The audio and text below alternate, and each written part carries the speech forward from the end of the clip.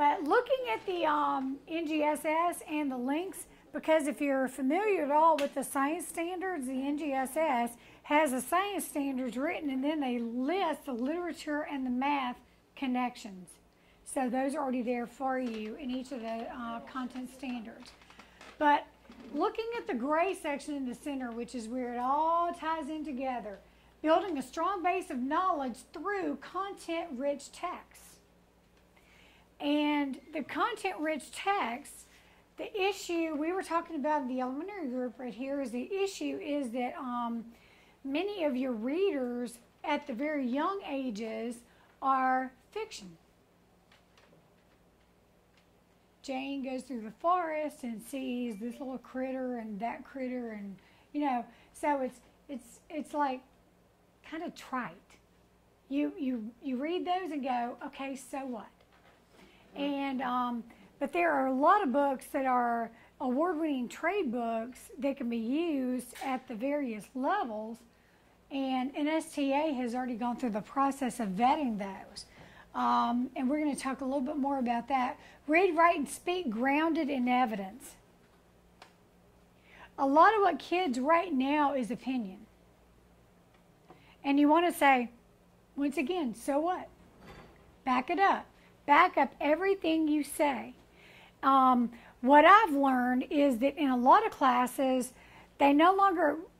How many of you remember using the note cards when writing a term paper or a nice essay or something that you have to write, like in an English classroom, where you actually put your book and then you flip the card over, and on the back or whatever you write the summary of what the research said or what the source said. And if you wanted to use direct quotes, you put those in direct quotes and mark down the page number on your card. Well, I didn't realize that that wasn't being used in a lot of high school classrooms anymore, because that's a very good it's a mental process that kids have to go through when reading nonfiction informational text to be able to determine what's important. Because a lot of the informational texts are really long. And a lot of informational texts are sort of dry and can be sort of boring. So it's helping them to call down their information to what they need, and then they can move on. And you can easily move those cards in order, kind of like those old computer cards, which was before my time, but when you had to go to the room with the computer and feed the cards in, those all had to be in order. But these don't have to at all, because you can constantly move them one way or the other. So reading, writing, and speaking grounded in evidence is an important one that they talk about a lot for integration of the language arts standards into science, and construct viable arguments and critique the reasoning of others. The critiquing the reasoning of others is one of those things that can be a little bit troubling to a lot of people, because they don't want the kids to feel bad. All right, so as you can tell, you probably have guessed by now that I don't really like a lot of the fluffy stuff. And I really don't, if a kid is in my high school science class and they can't construct a viable argument about something, then I really don't care how they feel, because they're not able to prove what they think. And so I want you to back up whatever you say. And that's one of the things that drives me nuts about watching certain news programs, because they make claims and then they never back it up. And the science, you can't change the science to fit your argument. That's not science. That's science fiction. So there's a big difference there. So what we have to do is pick topics that kids can really sink their teeth into, like global warming and climate change.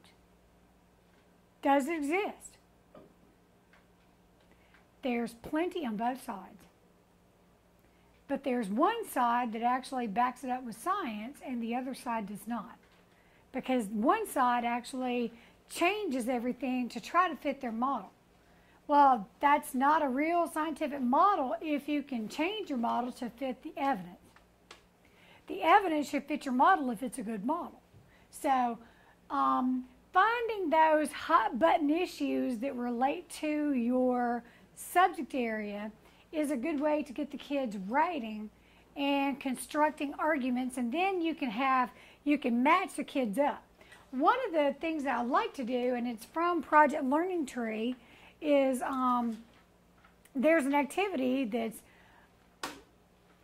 I can call it on the line. It's been called values on the line before, but values they felt was too strong a term, which I find interesting. But it's statements like people should be able to do whatever they want to with their property, and you just state whatever the statement is, and they give you something like 20, 25 of them to use.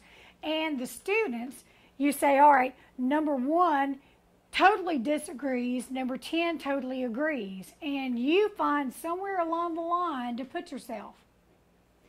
Then what you do is divide the line in half and slide the kids down so you have opposites in front of each other. Then they each have 90 seconds to explain their position. Then the other person has to repeat what that person said, and then they switch. So the opposite person explains their view on whatever situation, and then they have to repeat what the other person has to repeat what they said. So you're really working on that skill of listening, critical listening, and argumentation.